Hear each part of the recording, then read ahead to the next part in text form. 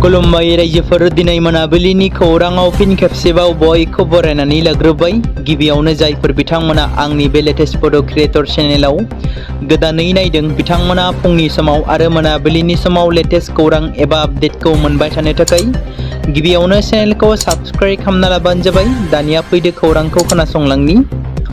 गिबि खौराङाव दङ तामुलपुर पुलिस बिफाना साथाम बोरमा सिखावफोरखौ हमदों।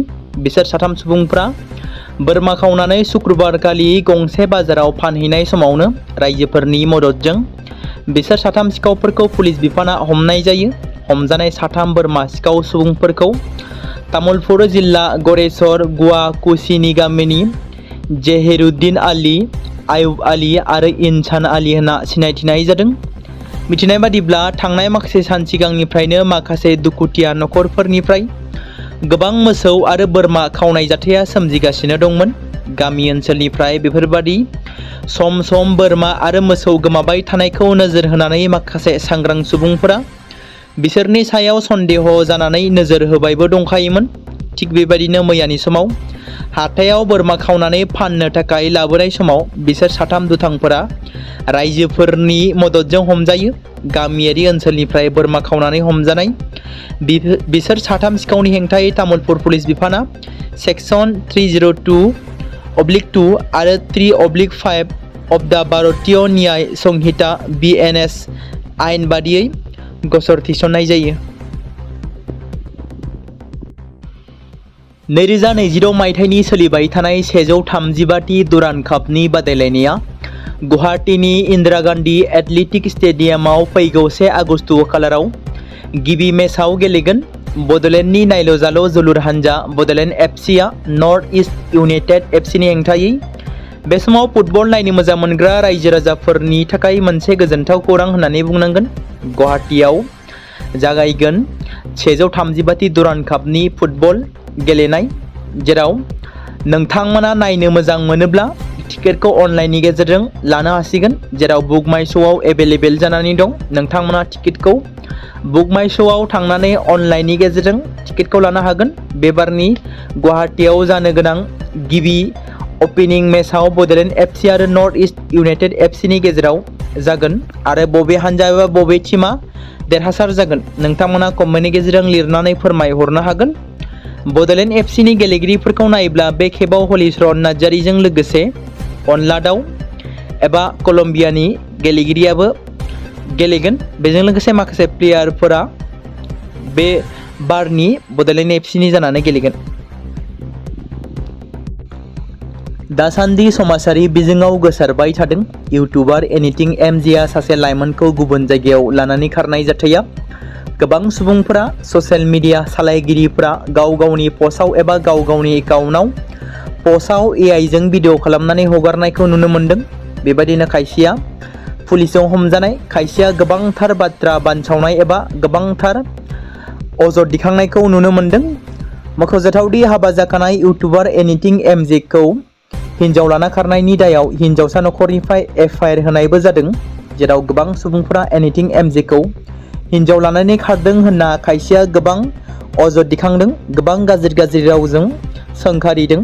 मिथिनो मोननाय बादिब्ला एनिथिं MJ आरो स्टारलिना नार्जारीआ गावसोर गोसो गोरोबलायनानैसो थांदों एबा जयैनो थांखादों, जायखौ गावसोरबो ससियेल मिडिया एकाउन्टनि गेजेरजों पस्ट खालामनानै फोरमायथिदों।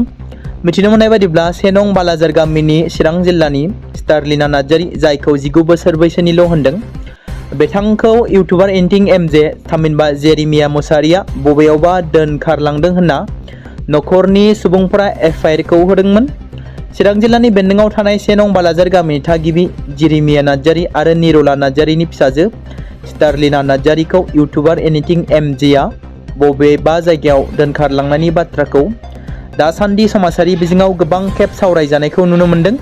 नाथाय एनिथिं MJ आरो स्टारलिना नार्जारीआ गावसोरनि गोसो मिलायनानैसो थांदों होनना बुंदों एबा मिथिनो मोननाय जादों। बावैसो सिगां इउटुबार एनिथिं MJआ गावनि इउटुब चेनेलनि गेजेरजों बुंनाय बादिब्ला बिथांमोना न'आव फैफिनगोन थाबैनो, जेराव शपिंआ जोबनाय लोगो लोगो बिथांमोना न'आव एबा न' फारसे फैफिनसिगोन होनना बुंदों।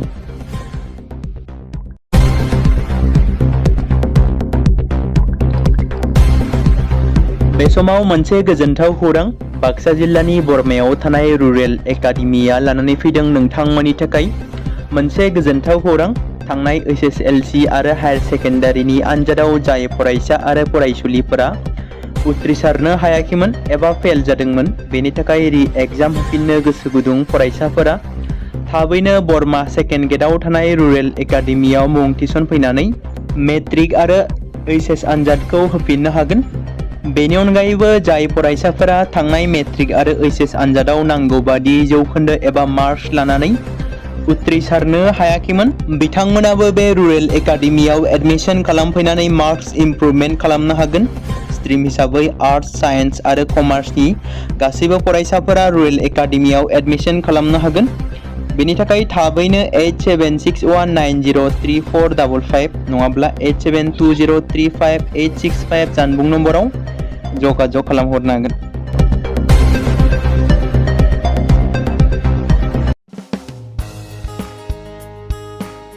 बे समाव मोनसे गोनां फोसावथाय बर' सावथुन नायनानै मोजां मोनग्रा गासै बर' रायजो राजाफोरनि गेजेराव लानानै फैदों मोनसे बर'नि OTT प्लेटफर्म गोनां, जाय प्लेटफर्मनि गेजेरजों नोंथांमोना बर'नि गोदान गोजाम सावथुनफोरखौ नुनो मोनगोन। थांनाय माखासे बोसोर सिगां बर'नि गेजेराव लानानै फैनाय निउबो एप बायदिनो फिन आरोबाव लानानै फैदों बर' रायजो राजाफोरनि थाखाय।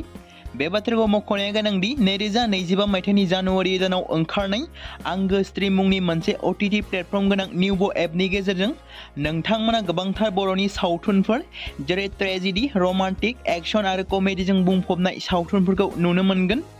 जेरै सनानि नखर, थांखि गैयै समाज, अनसुला आफा, हिर', बिमा बायदि बाजै, अर, थैसाम, वान्टेड, संदान आरो रं नाम्बार बायदि सावथुनफोरा मख'जाथाव।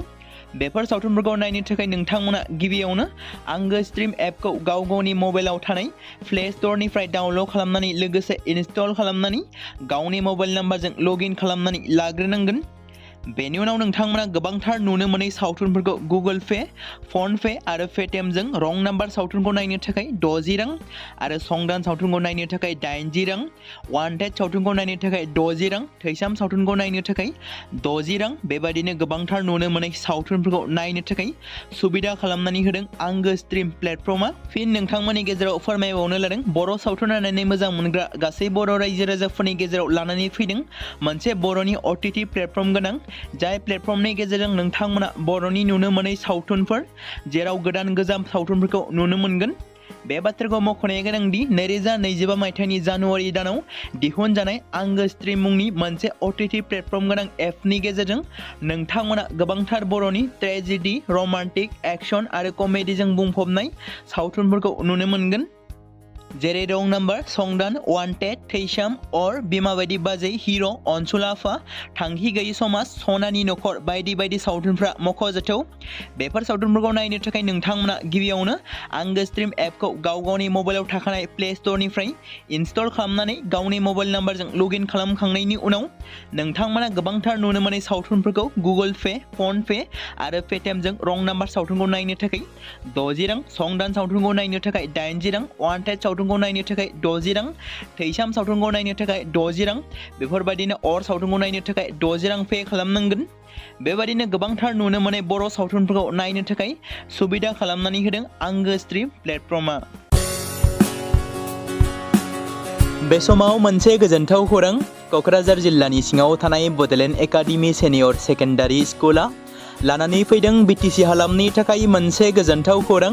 2026 आरो 2027 सोलोंथाइ बोसोरनि थाखाय क'क्राझार तिनिआलिनि हल्टुगाव आउटपस्टआव थानाय बड'लेण्ड एकाडेमि सिनियर सेकेन्डारि स्कुला फार्स्ट इयारनि थाखाय प्रि एडमिशन एबा जेबो बेसेन होनाङालासे मुं थिसननाय आरो फर्म गथायनाया दासान्दि सोलिगासिनो दङ आरो बेनि गेजेराव देग्लायनि मेट्रिक आनजादाव 100आव 75 जौखोन्दोनि गोजौआव जौखोन्दो लानानै उथ्रिसार जानो हानाय साबा फरायसा एबा बिजाथिफोरनि थाखाय आबुङै जेबो बेसेन होनाङालासे मुं थिसननो आरो फरायनो थाखाय खाबु होनाय जादों आरो बेनि अनगायैबो बोसोरै फरायसा आरो फरायसुलिफोरखौ लानानै EBS ट्रिप एबा सोलोंथायारि दावबायनायखौ लानाय जायो। मख'जाथावदि बे बड'लेण्ड एकाडेमि सिनियर सेकेन्डारि स्कुलाव आर्ट्स स्ट्रिमनि थाखाय आयदा हिसाबै इंलिश, ML बड', political science, education, history, economics, advance बड' गासैबो आयदाखौ मोननो हागोन आरो बे सेकेन्डारि स्कुलाव इंराजि आरो बर' बिजोङा थागोन।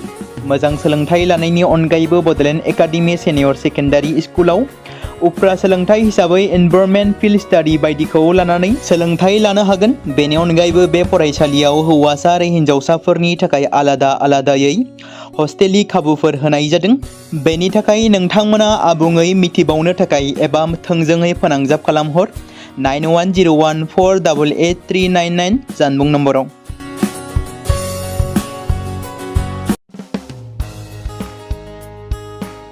बे समाव मोनसे गोनां फोसावथाय बर' सावथुन नायनानै मोजां मोनग्रा गासै बर' रायजो राजाफोरनि गेजेराव लानानै फैदों मोनसे बर'नि OTT प्लेटफर्म गोनां, जाय प्लेटफर्मनि गेजेरजों नोंथांमोना बर'नि गोदान गोजाम सावथुनफोरखौ नुनो मोनगोन। थांनाय माखासे बोसोर सिगां बर'नि गेजेराव लानानै फैनाय निउबो एप बायदिनो फिन आरोबाव लानानै फैदों बर' रायजो राजाफोरनि थाखाय। बे बाथ्राखौ मख'नाया गोनांदि 2025 मायथाइनि जानुवारि दानाव ओंखारनाय आंगो स्ट्रिम मुंनि मोनसे OTT प्लेटफर्म गोनां निउबो एपनि गेजेरजों नोंथांमोना गोबांथार बर'नि सावथुनफोर जेरै ट्रेजेडि, रमान्टिक, एक्शन आरो कमेडिजों बुंफबनाय सावथुनफोरखौ नुनो मोनगोन।